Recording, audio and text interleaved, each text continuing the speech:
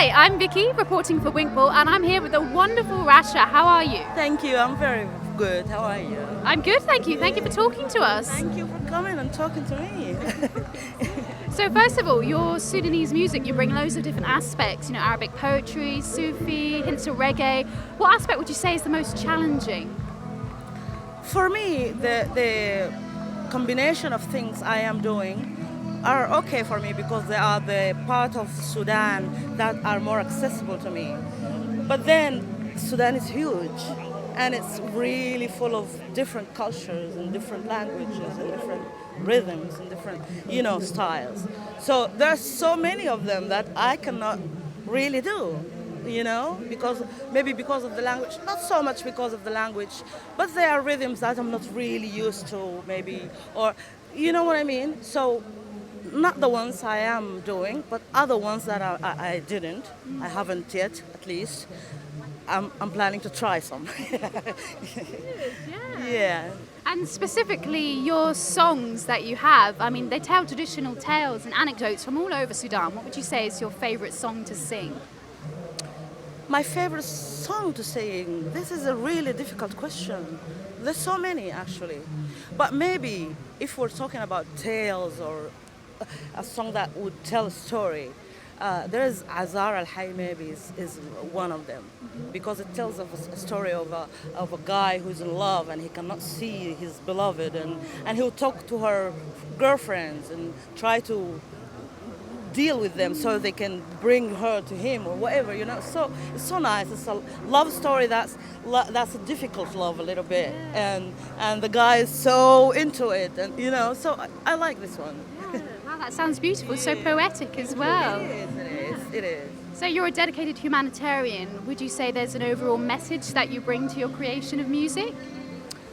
Well, I do my part. I try at least. Like, for example, this time I'm here. Apart for being invited by the Mayor of London to this festival of Eid and so on, I'm also sponsored by Forward. This is an organization that's working to end the FGM, female genitalian mutilation. And this is an issue that would really interest me to work on with them. You know what I mean? So these kind of things. Now in my music, some of my songs, they have messages that are humanitarians or for equality or for justice or for against racism or these kind of things. But I think for whatever, love and fun, and my songs are really varied in messages. Yeah. Well, some of those issues are things that need to be addressed anyway, so that's perfect. Yes, of course. And I think we have, like artists, we have this opportunity because we have a platform, and I think it's part of our I don't know. I think it's part of our job to focus on these kind of things, or at least mention them, or let people know about them, like raise awareness. Yeah.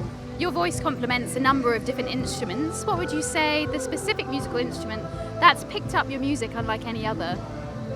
I think first of all the oud, the Arabic and Sudanese oud, because this is how I started singing with my brother Wafir, with my sister Afaf back in Sudan. But then the sax too, because the sax with the oud, they give me this mixture of my own culture, my own background, musical background, with the jazz and with the fusion, with the other stuff that I want to experiment with, Yes. And since your first album in 1997, Sudaniyat, would you say your music has adapted or changed in any way? I'm sure it is. I cannot tell you how, in which way, but yeah, because that was a long time and we all evolve, Like, for example, when I started, I was really into the mixing of sounds and different cultural backgrounds in my music. Now, I still do that, and I'm still interested in that, but I'm also more interested lately on that's my bad. They're doing things to me. So I'm interested in going back to my roots too. Like, because of what I said before, Sudan is huge, and I really don't know everything in Sudan, musically. So I'm really interested in that too, exploring all these parts I didn't know about in Sudan. Yeah. It's a completely learning and educational experience that we get to enjoy. Yes, it is actually. And it never ends, hopefully. Please tell me about your dress. You look absolutely wonderful. Okay, well, this is my own design, first of all. Yeah. So I think the white is really representative of Eid because this is the occasion of the festival, and also all the hairstyle and these beads and stuff. They are really typical African, but also in Sudan we use a lot of them, And in West Sudan, Southwest Sudan, there are a lot of tribes who they would, the Fulani all over Africa. We have those people in Sudan too, and I think they have a really beautiful aesthetics. So I was just trying to do something to, to remind of these people.